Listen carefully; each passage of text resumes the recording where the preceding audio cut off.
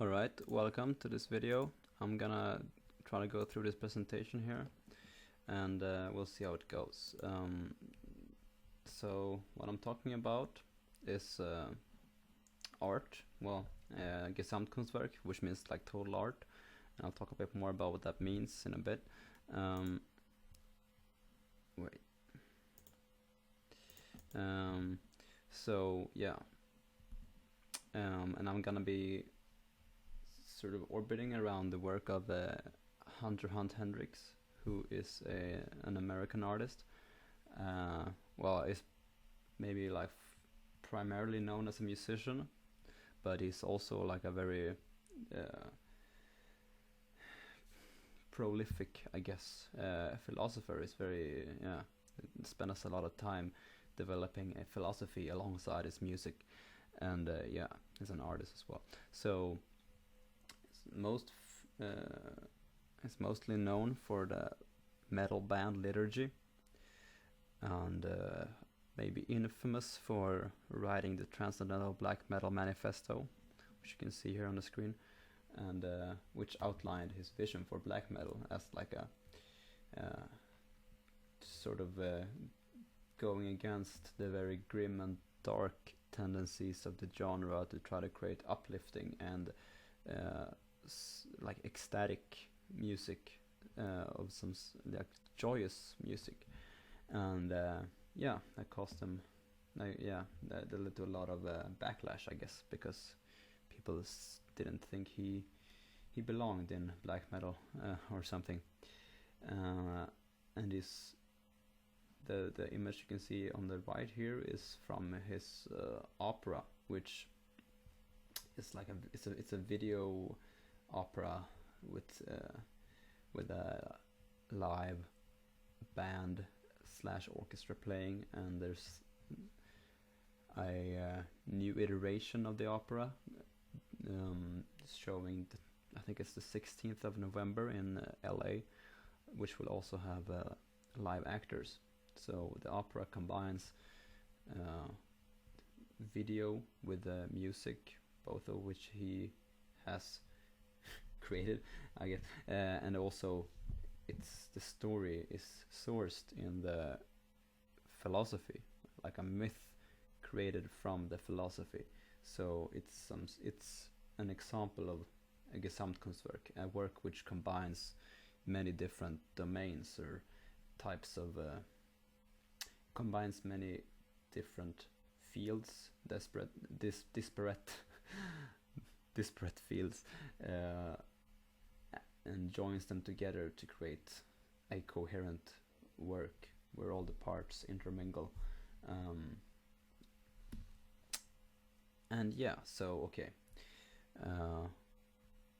The project, like the art project, the overarching art project of Hunter is called Arkwork, and really it's something that is broader than just his own work, even if it's defined by him, and I think he intends it to span across like millennia and a lot of different people, but it's developed the philosophical dimension of the Arkwork is really called Transcendental Qabala, and it's developed on the website arkwork.org, which is I can try to show a bit how it works here. It has a few different like categories or arcana, different key nodes or core concepts, which serve as different feeds where there's like a series of posts, kind of like a blog, but it's a bit more I feel like a blog is like kind of underselling it a bit, where he develops his thinking, and it's well worth checking out. So what is the Arkwork? Like the idea of this the art aspect of this whole project, which is the Arkwork is the Gesamtkunstwerk, but it's a it's an expanded notion of gesamtkunstwerk.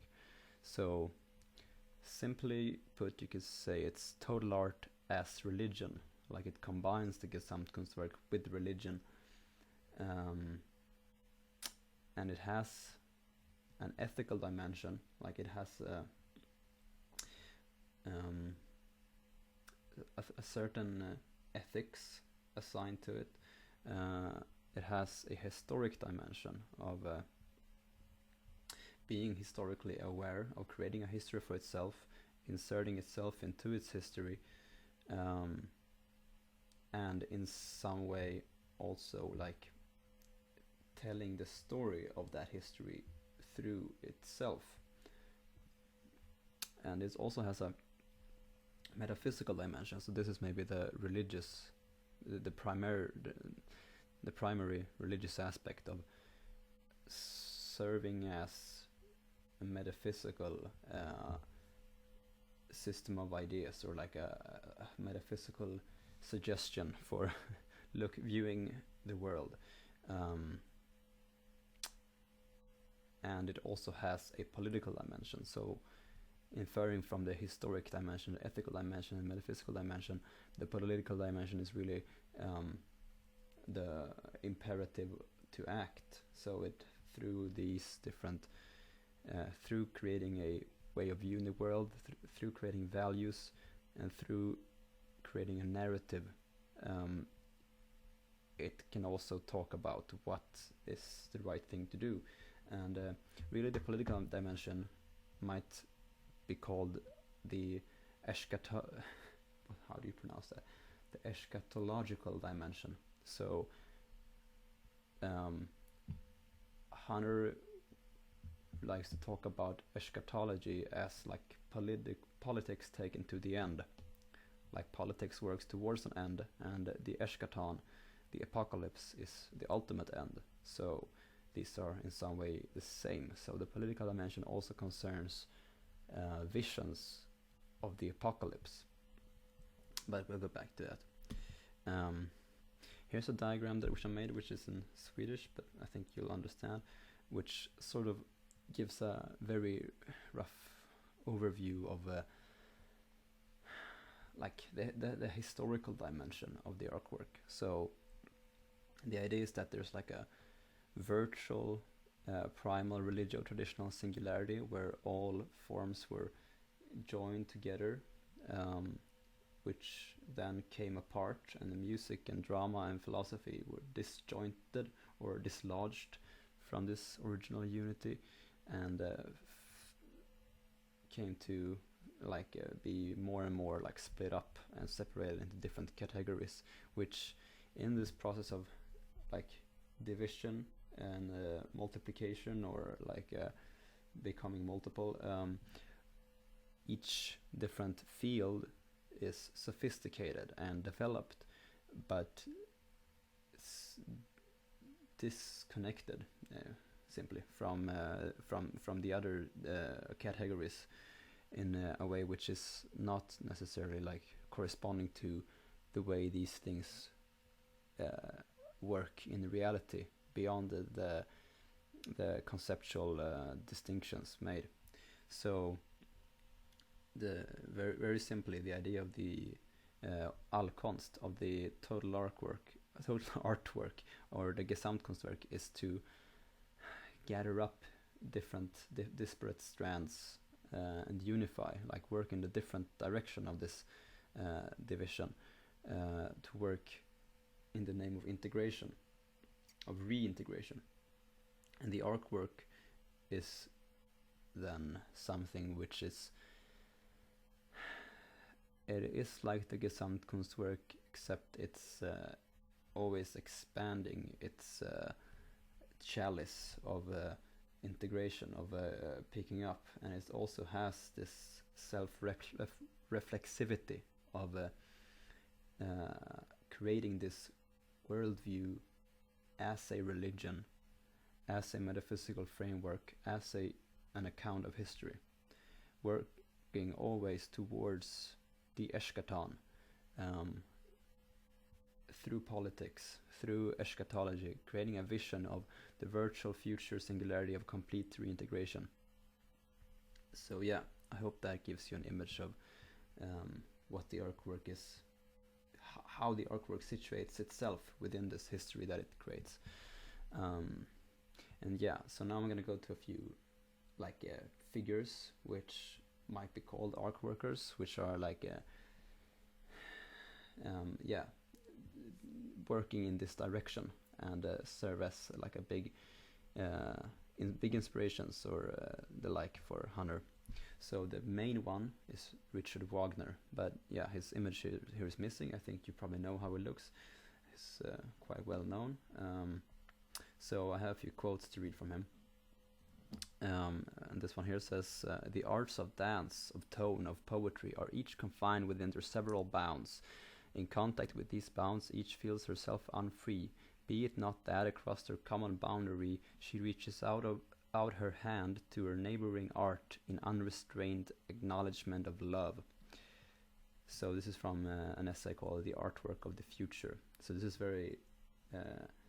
this very much relates to what I was just talking about, of the unnatural constraints of the conceptual distinctions of the different categories of here it's dance, tone and poetry. And here's another quote. Thus we have then to turn Hellenic art to human art, to loose from it the stipulations by which it was but an Hellenic art and not a universal art, the garment of religion, in which alone it was the common art of Greece, and after whose removal it could only, as an egoistic isolated art species, fulfill the needs of luxury, however fair, but no longer those of fellowship. This specific garb of the Hellenic religion, we have to stretch it out until its folds embrace the religion of the future, the religion of universal manhood, and thus to gain already a presage of the artwork of the future. But this spawn of union, this religion of the future, we wretched ones shall never clasp, the while we are still lonely units, however so many be our numbers who feel the spur towards the artwork of the future. The artwork is the living presentation of religion. But religions spring not from the artist's brain, their only origin is from the folk. So yeah, I would want to change the very, very last word on this quote. This betrays the nationalistic and frankly racist views of Wagner. Really, folk, I would say spirit or Geist or something different. Yeah, I think Geist might be a good word in yeah, with all the Hegelian associations. But otherwise, this is a very poignant quote, pointing to how art becomes, when it's goes through this dislodging from its original religious, ritualistic, traditional context, it becomes just fair and beautiful, but very, yeah, empty in a way, luxury like wares for rich people, which is mainly what it is today. So Wagner talks about the vision of a future religion to which the artwork has to link up in order to get a deeper meaning, in order to be something more than just a luxury product. So this very much aligns with the idea of the Arkwork. Now, Wagner doesn't talk about what the religion of the future is, so I think that's maybe the biggest hole, like the biggest question mark that Wagner leaves. So yeah, let's move on. The second big name is in Hunter's genealogy is Joseph Beuys, who also is a German artist. And here's a quote from Wikipedia regarding Beuys' idea of the social sculpture. So, as a work of art, a social sculpture includes human activity that strives to structure and shape society or the environment. The central idea of a social sculptor is an artist who creates structures in society using language, thoughts, actions, and objects. So yeah, Wagner popularized the idea of the gesamtkunstwerk, of the total artwork, but his artworks were still confined to institutions, to like a show night at the opera or whatever. Joseph Beuys is a part of the Fluxus movement, and complements, or it's completes, maybe you could say, or it expands at least the idea of the Gesamtkunstwerk by taking it out of the institution into the world, and into like human organization, into politics. There are a few more quotes here. I'm just gonna check that we're still, yeah, we're recording. To expand on what I just said, here are a few more quotes. Only art, or yeah, here are some quotes. The previous ones weren't a quote from Beuys. Here are some quotes from Beuys himself. Only art is capable of dismantling the repressive effects of a senile social system that continues to totter along the death line. To dismantle in order to build. A social organism as a work of art. Every human being is an artist who, from his state of freedom, the position of freedom that he experiences at first hand, learns to determine the utter position of the total artwork of the future social order. And then another one. Every sphere of human activity, even peeling a potato, can be a work of art as long as it is a conscious act. So here on the one hand, it's talk of like the social organism as a work of art. This is like politics become art. And yeah, maybe this is the ultimate horizon of combined with the religious idea that that Wagner implicated. Maybe this can, together with that, be like a more or less complete view of what a Gesamtkunstwerk is, because it's not just what you do as a work in the institution. It's how you live your life. It's how you link up with other people. It's how you. It's simply a state of awareness. It's a way of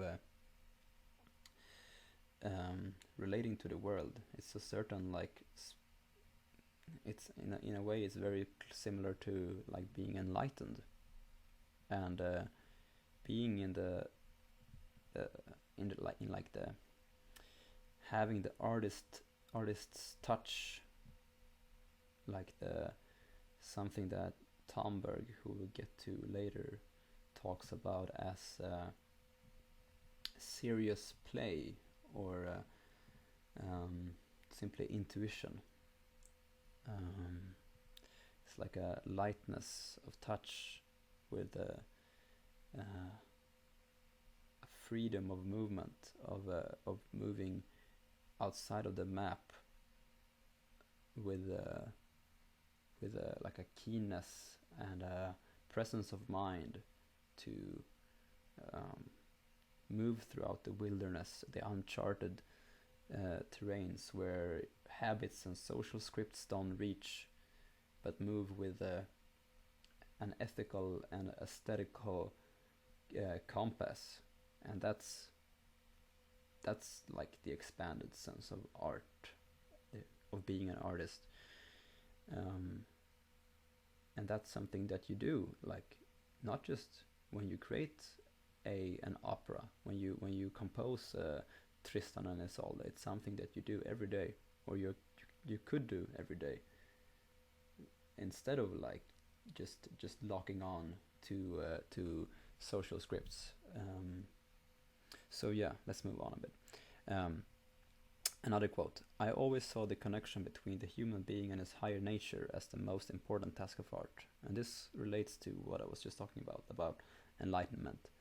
And it also could relate to like spreading enlightenment, rather than just the artist, him or herself, being in an enlightened state. So it's also about initiation. Another quote. By getting into a dialogue with an animal, I am stating that this is possible. That this is possible with plants as well. This is possible with the soil and with all these relations. This is in relation to Boy's maybe most famous work, which is called Explaining something like Explaining Art to a Dead Hare. And I'm not going to go into detail about that work, but it's interesting how it talks about what the art gesture is here. It's a way of showing what is possible to do. It's like indicating like possible, like a part of the possibility space of outside of maybe what people expect, like a way of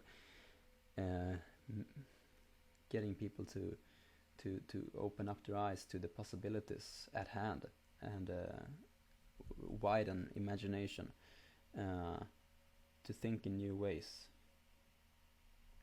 And I think that's quite a powerful idea. Okay, so here we have two nodes in the very basic structure of the Arkwork, or the gesamtkunstwerk within the Arkwork in a way.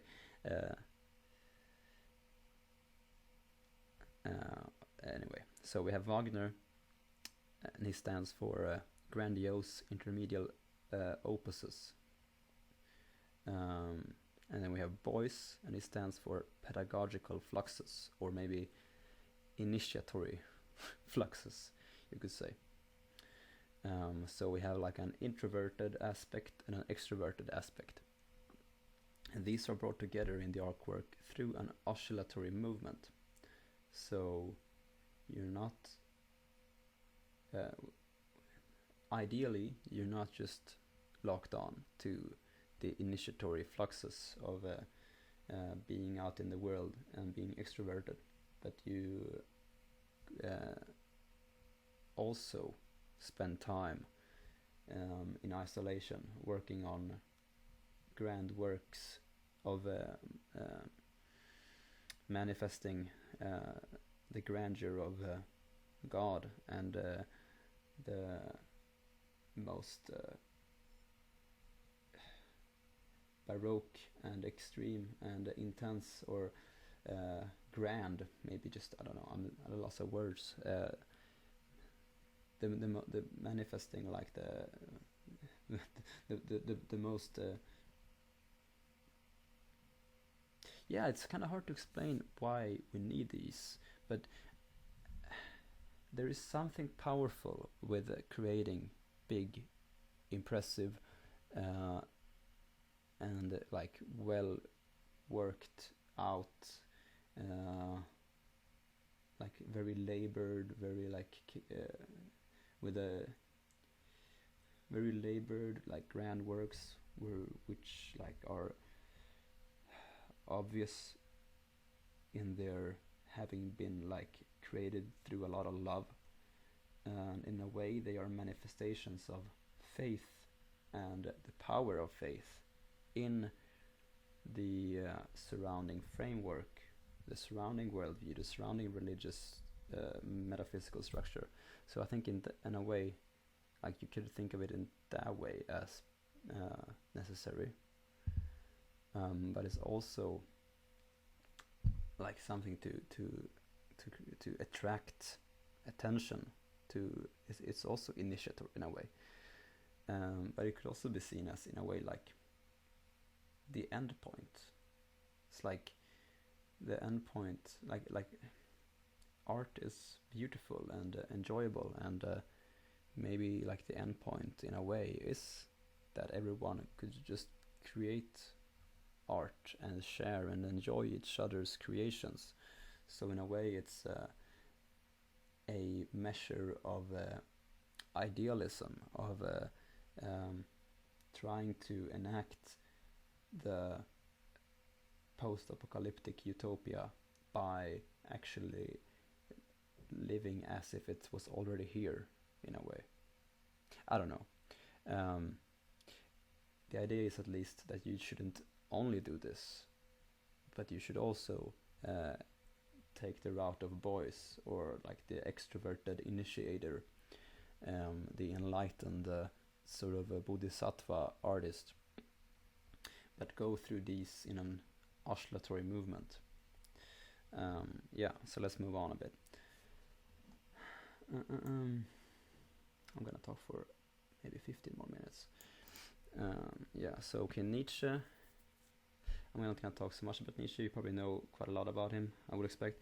But he also comes up here as like he talked a lot about like what comes after nihilism, after God has been, like God as that which society orbits around is dead. So he predicted that this would lead to a lot of or like to a crisis of the soul for humanity, and he started to outline, mainly maybe in Zarathustra, an idea for like a religion of the future, and his account for the prophet or the seeker or the teacher of the post-human or the overman is a very interesting account. It's in a way like a, rather than being, it's a good model for like what you should be as an Arkworker, as an artist. Like, you're not the chosen one by any means. You are the teacher, or the handmaiden. No, the person who helps give birth to the chosen one, the Messiah. You are you lubricate the labor, or you perform the labor in a way. You're both. Anyway, here's a quote. Man is something that shall be overcome. Man is a rope tied between beast and overman, a rope over an abyss. What is great in man is that he's a bridge, not an end. So this goes back a bit to the apocalyptic idea, or the idea of transcendence, because in Hunter's thought, like those are closely tied together. An apocalypse does not mean like a Mad Max or like a Fallout type of like a post-nuclear Holocaust situation, but rather like a apocalypse in the original sense is just like in the etymologically apocalypse means unveiling, so it's unveiling of the truth or of something which you can't anticipate. It's like a threshold you can't look beyond until it happens. So there are like potentially a lot of different possible apocalypses, and the apocalypse that the Arkwork sets its eyes on is like the sacred apocalypse of the birth of Jesus Christ and the institution of the kingdom of heaven on earth, which in many ways is similar to the technognostic idea of the post-human. So Nietzsche is in that interpretation, or like in one interpretation, is like maybe the one who lays the ground for that type of thinking, and what a person with this vision, who that person, or like what, like how that person should act. Like that person becomes Zarathustra, who is looking for the overman, who is facilitating the overman. So yeah, another person who is who was a Russian composer, Scriabin, was greatly influenced by Nietzsche, and yeah, I'm not gonna talk too much about Scriabin, but Scriabin had a vision of a sort of apocalyptic artwork, which it was called, he called it Mysterium, and it was supposed to be performed at the foot of the Himalayas, I think it was like a week-long concert with like music and a light show, because he had synesthesia and he composed in light, and he invented this like light bulb, like different colored light bulbs you could trigger with buttons and play as a piano. And I think it was not supposed to be any audience, because like everyone was a part of the performance, everyone present, and it was like some sort of ecstatic music, dance, carnival-esque type of ritual / performance that had the intent to bring about the apocalypse. Like the actual intent of the piece was to trigger the apocalypse. Now, we never finished Mysterium, so yeah, you could say that in a way, like the Arkwork is a it's a continuation, or it's an attempt to redeem Scriabin and complete the work. And I think that's like the main the like main thing that Scriabin stands for, is the idea of like the ultimate importance of the artwork, and like the messianic, or maybe not, actually it's better to say Promethean aspect of the artwork. The artwork is performing, or like through the will of humans, of the artist, or of like a wider group of artists, of making the apocalypse happen. So and that this is some sort of like ecstatic gesamtkunstwerk, all including ecstatic, yeah, as already said, performance concert. I think this is like a very powerful idea, and definitely like something that you can see returns in Hunter's idea of his opera, and the overall project of Ololan. And yeah, so next name, Valentin Tomberg.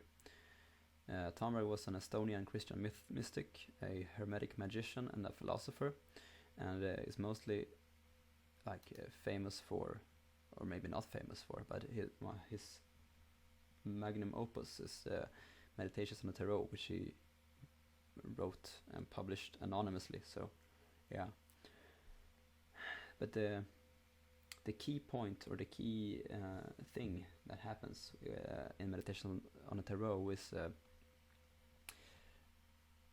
a formulation of Christian Hermeticism in such a way as to, on the one hand, reconcile it with mainline Christianity, like Catholicism, like but also to preserve the mystical, esoteric insights, while at the same time also reconciling this type of like philosophy or theology with a religious philosophical outlook. So he engages with a lot of different philosophers, some scientific thinkers, like a general like scientific worldview, and he also engages with the mainline church doctrine, and he questions some of the like lines of thoughts of Eliphas Levi and other esoteric thinkers. And like it's really a reconciliatory and integrative work, which is boils down to a system of thought. Like it really is a systematic. Like it creates like a. He's a systematic thinker. It's not like spelled out so clearly, but there is a system of a theological / philosophical system, complete with certain like ways of like practice, certain exercises, you could say. So here are two diagrams that like sort of try to indicate two very central aspects of Thomberg's Christianity. So on the one hand, you have the mysticism, gnosis, magic, hermeticism. That those four correspond to the JH, or I'm sorry, the YHVH of God's name. So I'm not gonna go. I'm thinking how much detail I should go in here. You might be familiar with what these signify, but like very, very simply, crudely, mysticism corresponds to experience, and typically like a religious experience, like an experience, like the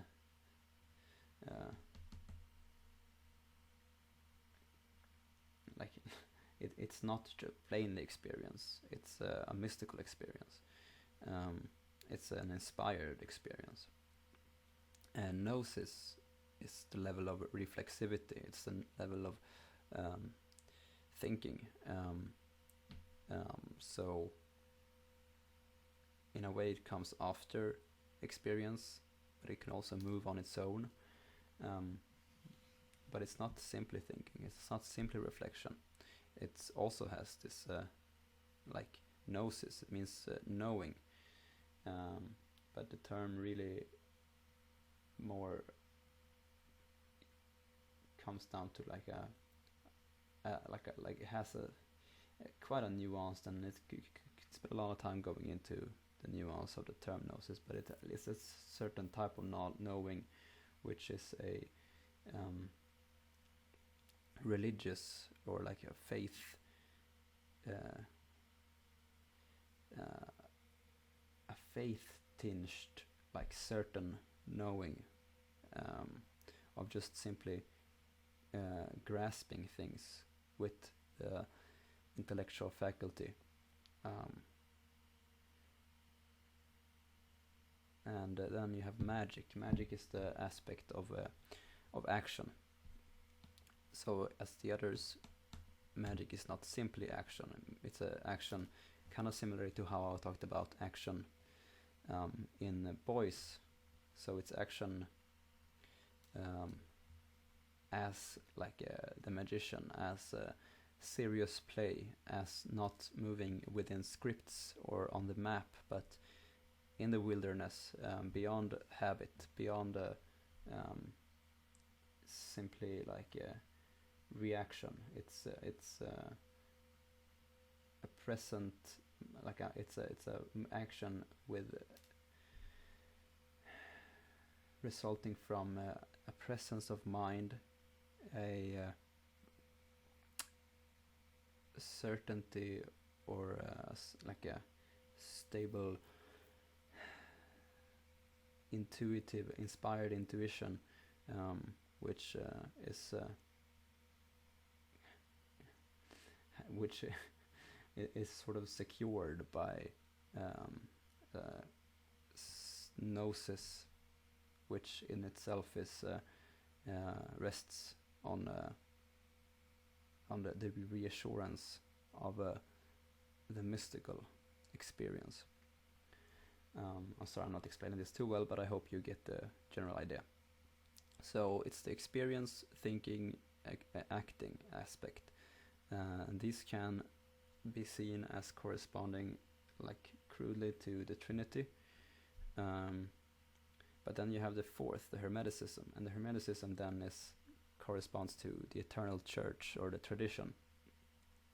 So that's sometimes Thunberg just calls it philosophy, but that's like the series of books and writings and practices which exists historically. Yeah, and then on the right here you see the Sephirot from Qabala, and really Hermeticism is maybe the key point in Hermeticism, beyond certain principles like as above so below and correspondences and what have you. The one key aspect is like the great work of unifying opposites. So that is really the Hermetic work of overcoming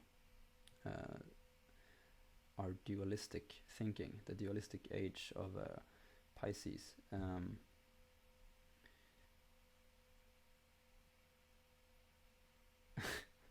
Never mind. So okay, you have three levels here of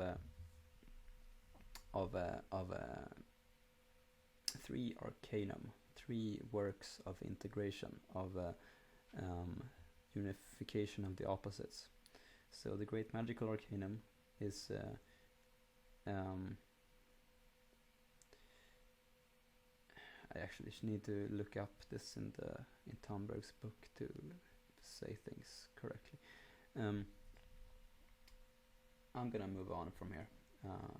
I can make another video talking about this in detail, because this is I will need to refresh this to actually make sure I don't say things that are incorrect. So here are some quotes from Thunberg. The three great arcana are three aspects on three places of one single great arcanum of the marriage of opposites in the head, in the heart, and in the will. So yeah, there you got your answer to the three arcana. And another quote: Judeo-Christian Hermeticism is the sustained effort across the centuries to know and understand the three luminaries in their unity, i.e. to know and understand the great portent which appeared in heaven, a woman clothed with the sun, with the moon under her feet, and on her head a crown of 12 stars. It is the woman in this apocalyptic vision who unites the three luminaries, the moon, the sun, and the stars, i.e. the luminaries of night, day, and eternity.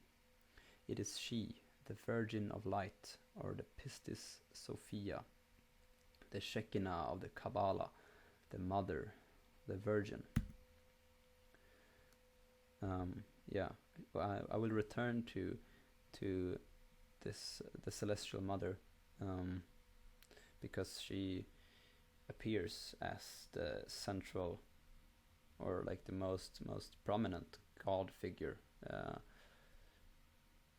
of Hunter's religious system. Here's another quote from Thunberg which relates to the Arkwork, and I assume this is the place where Hunter actually got the term, or the inspiration for using this term, rather. So the quote is: Thus, just as the emerald table saved the essence of ancient wisdom, and just as the tarot saved the essence of medieval wisdom across the deluges which occurred in the time that separates us from them, may the essence of modern wisdom be saved in a spiritual Noah's Ark from the deluge which is going to come.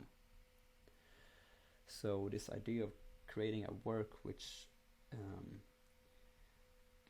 encodes, or like condenses and contains and stores the wisdom of a certain time is a very powerful idea, and I think it's really ties up with the idea of the Arkwork as containing a metaphysical framework and an account of history, and or encapsulating all of that within a work, to become a microcosm to the macrocosm of the world, the universe, at a point in time. So this is another aspect of the Arkwork, which maybe we haven't really talked about yet, but this way of actually being a Noah's Ark of condensing and collecting so many different traditions. And I've talked about this, the ever widening chalice, but this picture of it being in a way to salvage and protect this knowledge from being lost is a way of viewing things which we haven't really mentioned yet, and I think it's an important aspect. Of course, you can also think about the second, maybe most famous use of the word ark, which is the Ark of the Covenant, which really is the mobile church or the mobile temple, containing the 10 commandments, the tablets with the 10 commandments, and through which God speaks. And this is also a powerful metaphor for what the Arkwork is, because the religion of the Arkwork, the Transcendental Qabala, or I think the Arkwork is really the religious aspect, more so. It really is just that, like God speaks through art or through music, and the work, as we already said, it contains not the tablets with the 10 commandments, but it contains the philosophical system with the ethical imperatives, with like the ethical theory, and so both of these two uses of the word ark in the Bible are powerful images to get a sense of what the Arkwork is, or is supposed to be, what the vision of the Arkwork is. So to recapitulate a bit, Arkwork is gesamtkunstwerk as ark, with a historical component, a movement of expansion towards a virtual sacred apocalypse. It can also be formulated as a cybernetic trans-historical culture work with the purpose to catalyze transcendence. And here you see the trinity, or the perichoresis of music, thought, and art. Maybe the art should actually say drama here, because Hunter uses drama as like a wider category. And as a side note, this is Hunter's translation of the mysticism, gnosis, magic trinity of Tomberg, and translating that into a religion of art, while still keeping a lot of the mystical sense, but maybe dropping some of the baggage of those terms, and making a bit more concrete in the sort of modernist and also Nietzschean idea of making art the religion, to replace or to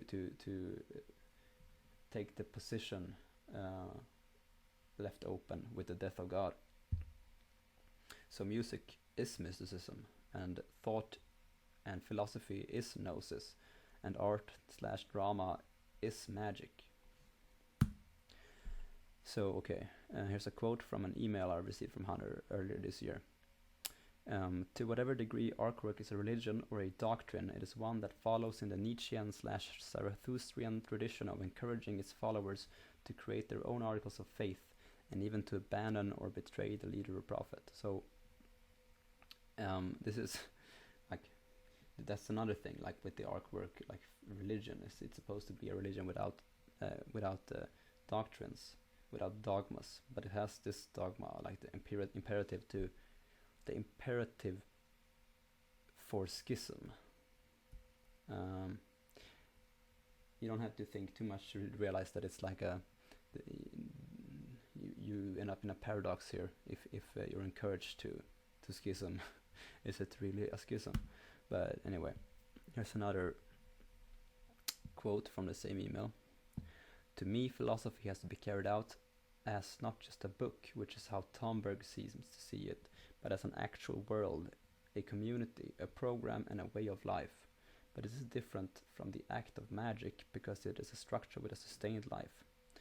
I really think that the path of William Blake is the best path.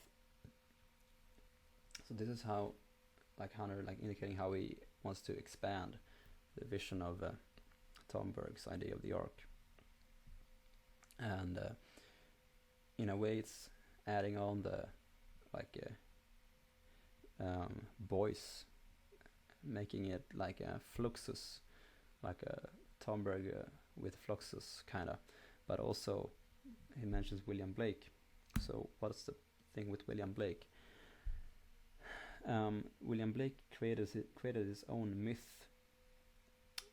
He created his own gods and a system of gods, also using like familiar names like Satan and Adam and Jehovah and John Milton.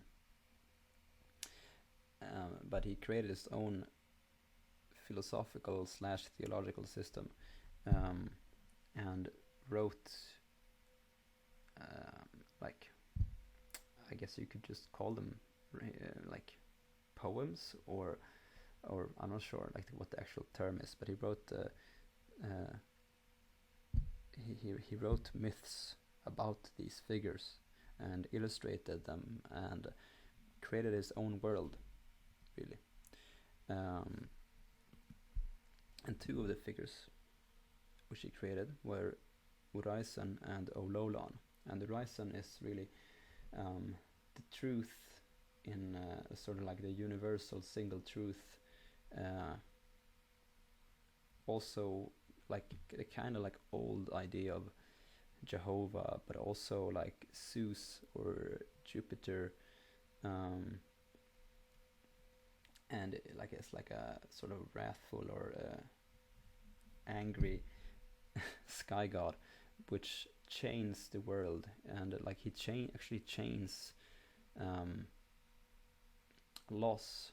Los is the god of or the aspect of the eternal prophet, the creative, the artist, and Uraisen chains creativity. So it's like truth is something which you it's not something like held up as like an ultimate something very beautiful. It's something which is like restraining and yeah, kind of unsympathetic. And it's also like totalitarian in that way. But then you have Ololan, and Ololan is well, I haven't actually read that part of William Blake's book, but I think Ololan is like the aspect of beauty. It's she's something like a siren,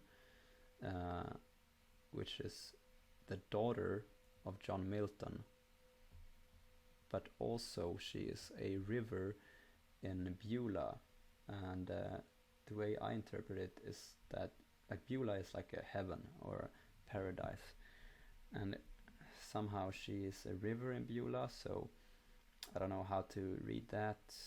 I have an interpretation, but I'm not sure if it's worth talking about because I don't know. I'm not sure it's correct.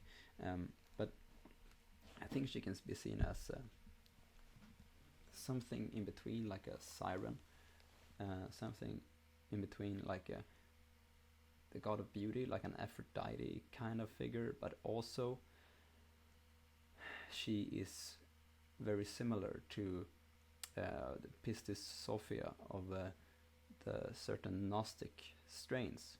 So that's what happens with, we're gonna get to that later, but that's what happened when guess why I mentioned these two figures is because these two are the gods from Blake, which Hunter picks up in his own myth system.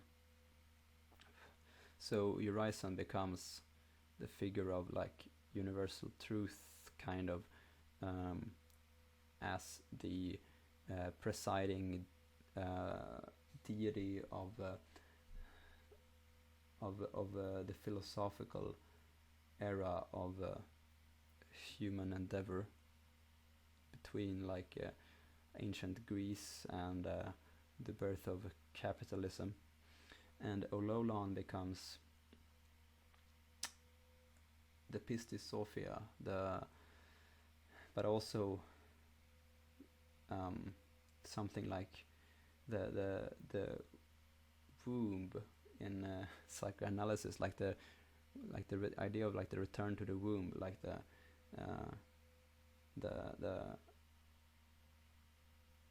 and also like just the form of beauty or the form of the good in Plato.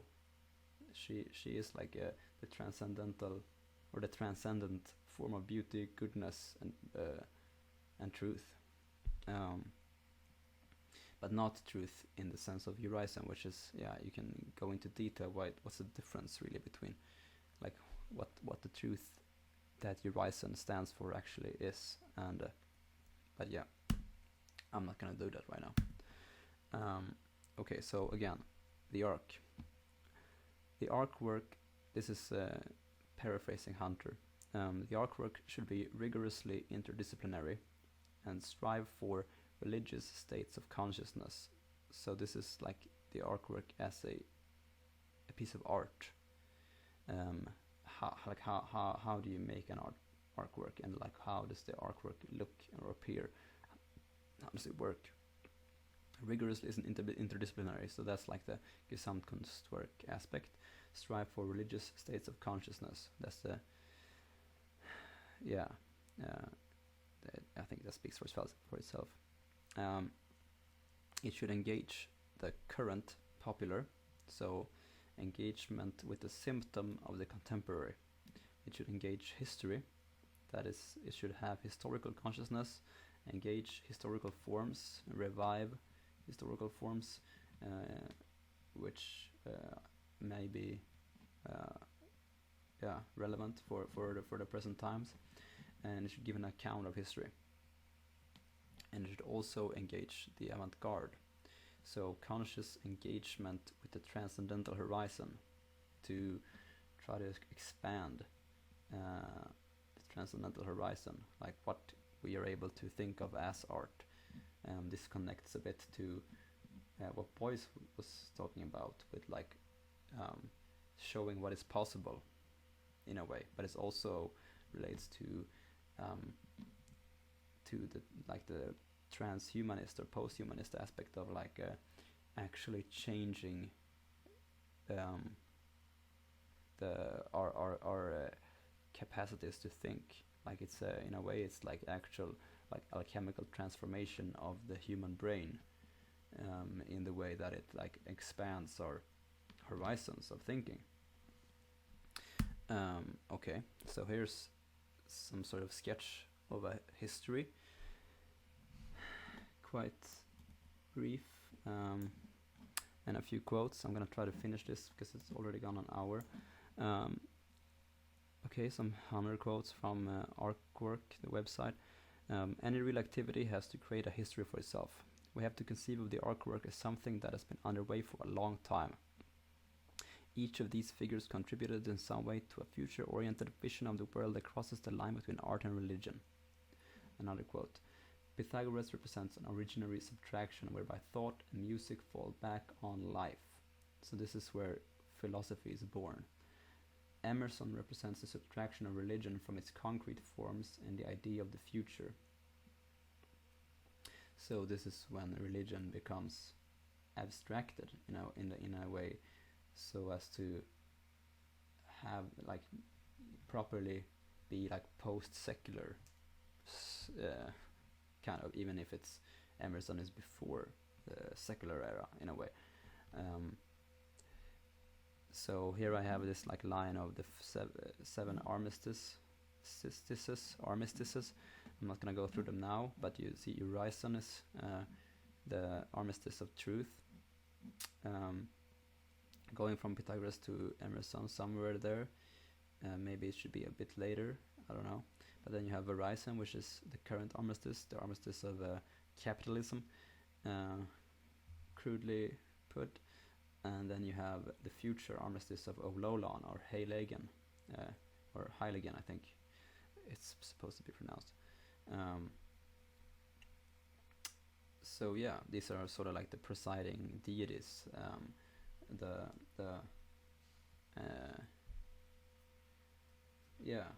what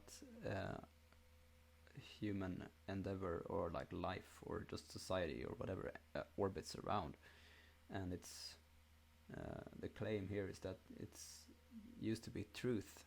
Truth used to be what the procedure of society was working around, but that capitalism has replaced that. So now it's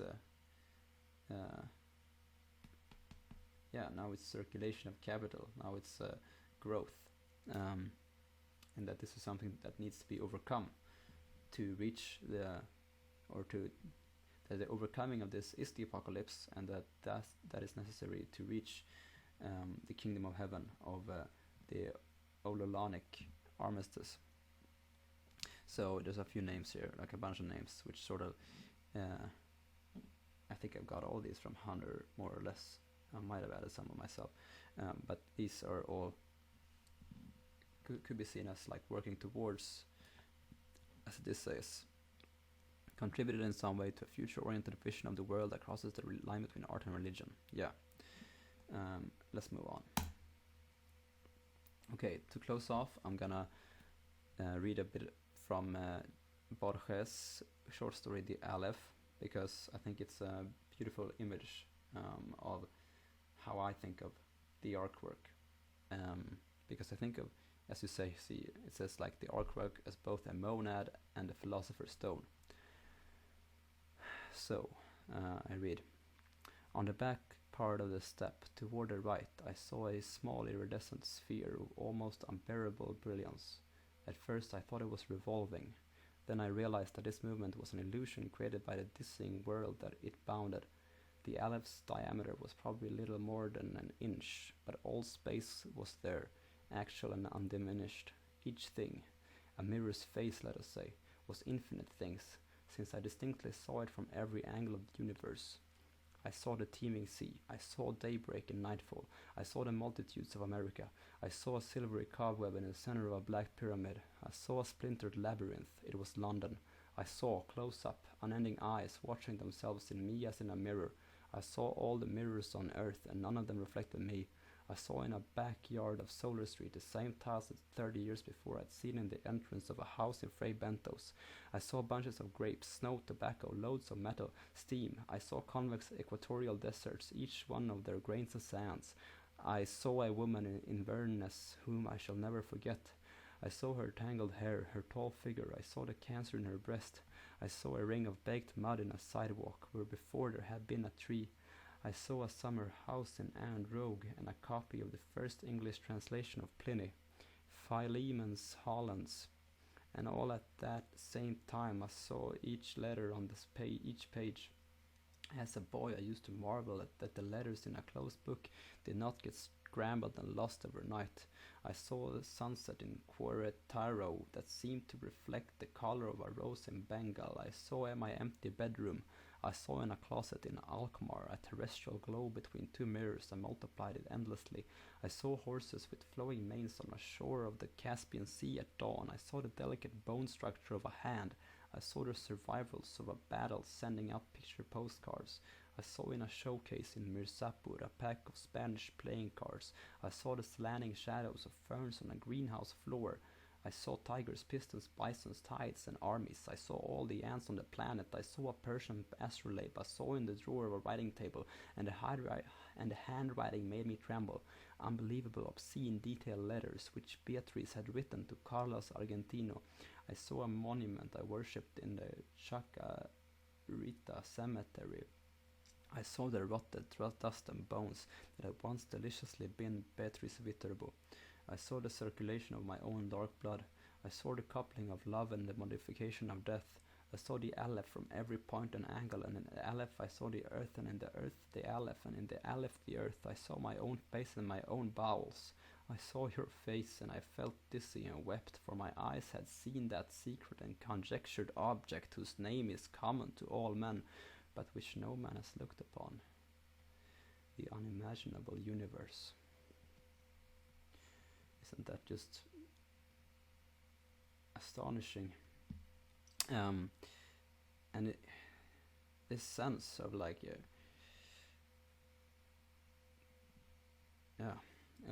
this sense of like seeing it all, of this spiritual ecstasy, or this visionary ecstasy. I think that's the sense that the Arkwork like reaches towards.